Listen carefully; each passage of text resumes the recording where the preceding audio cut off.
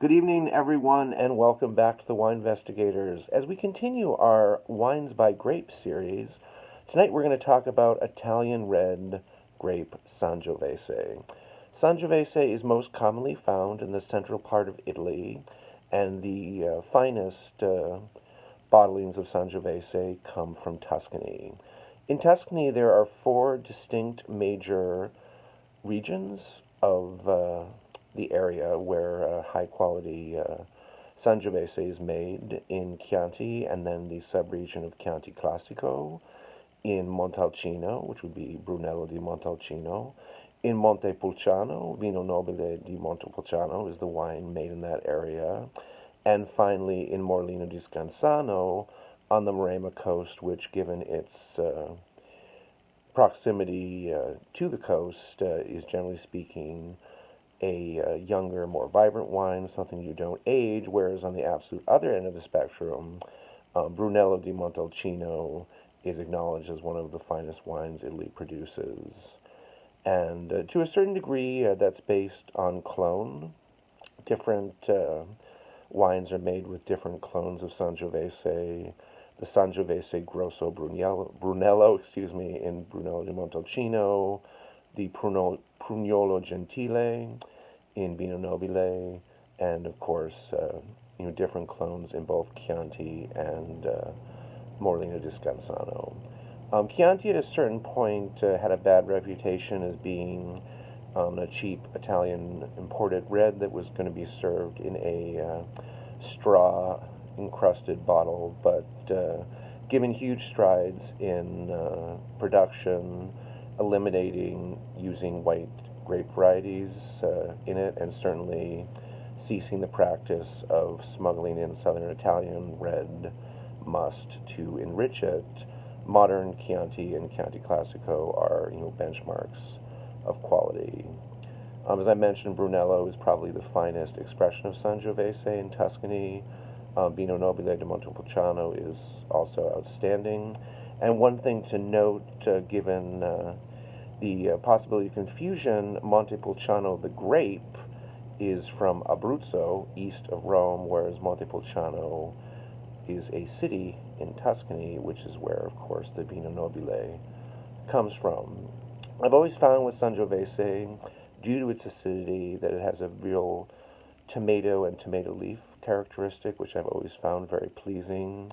You get a lot of nice fruit notes in young Sangiovese as opposed to an aged one where you're going to get more tar and cocoa, cigar box, richer, earthier kinds of tones. Outside of Italy, it is grown successfully in various places. It does do better in warm climates because it ripens early and buds late.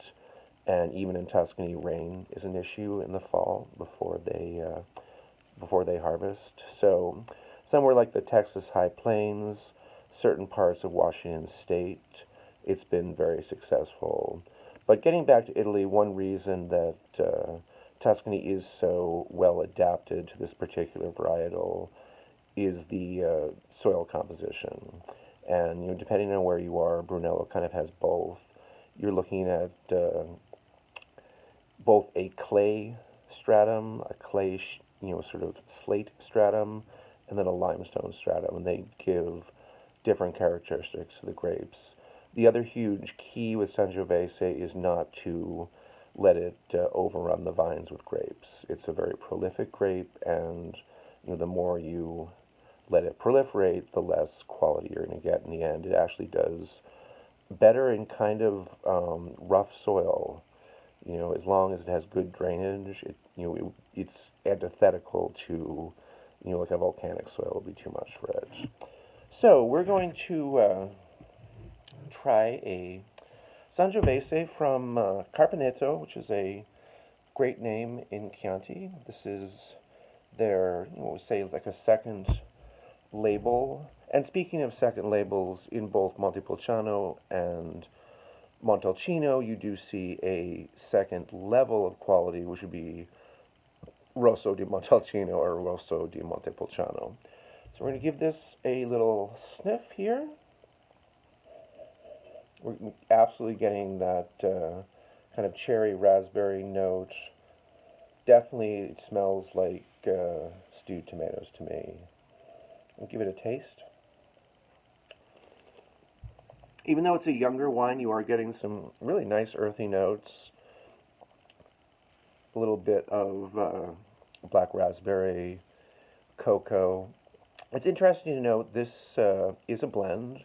It's 80% Sangiovese and 20% Cabernet Sauvignon.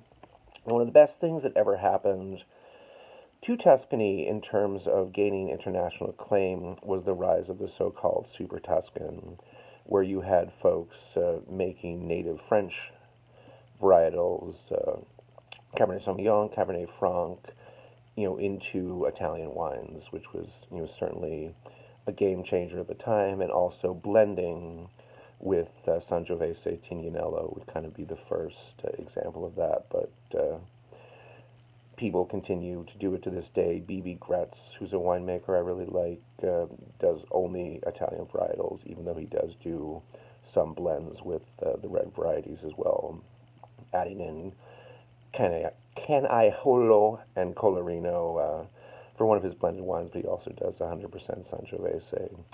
So it can be kind of a tough grape to grow. It has a versatility in terms of terroir, very similar to Pinot Noir, where it really reflects it. And given its high acidity but kind of gentle flavors, it's a really beautiful food wine. Certainly can stand up even to, a tomato sauce or perhaps even lemon juice in a younger example. Not that you would pair lemon juice and wine, but just saying. Anyway, it's been nice to see y'all. Happy New Year, and that was Sangiovese.